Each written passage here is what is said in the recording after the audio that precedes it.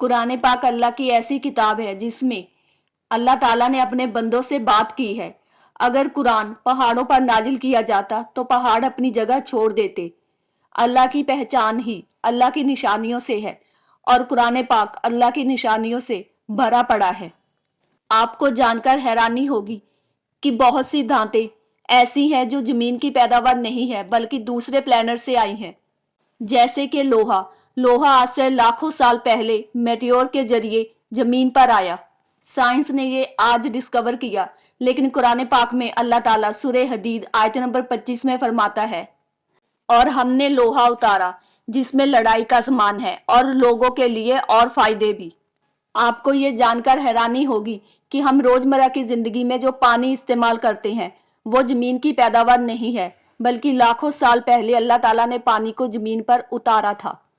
Science ने आज geochemical study के जरिए इस बात का पता लगाया, लेकिन अल्लाह ताला कुरान मजीद की सूरह अल मोमिन आयत नंबर 118 में फरमाता है, और हमने आसमान से एक अंदाजे से पानी उतारा और उसे जमीन पर ठहरा दिया, बेशक हम इसे ले जाने पर कादिर हैं।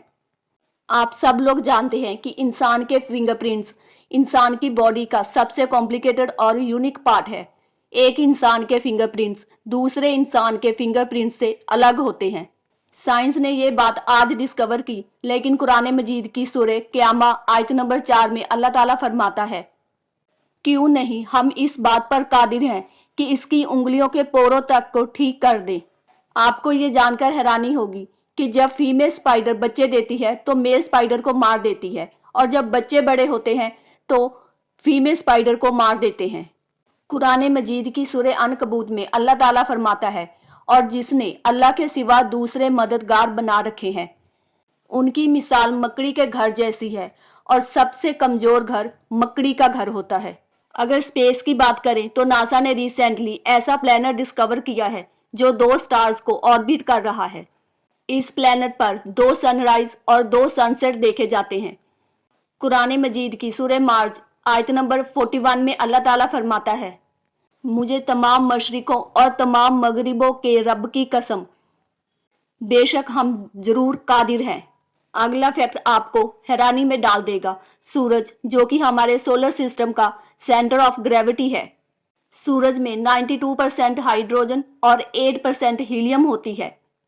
अगर आप पीरियोडिक टेबल देखें तो उसमें हाइड्रोजन का सिंबल H है, जिसे अरबी में हाँ कहते हैं।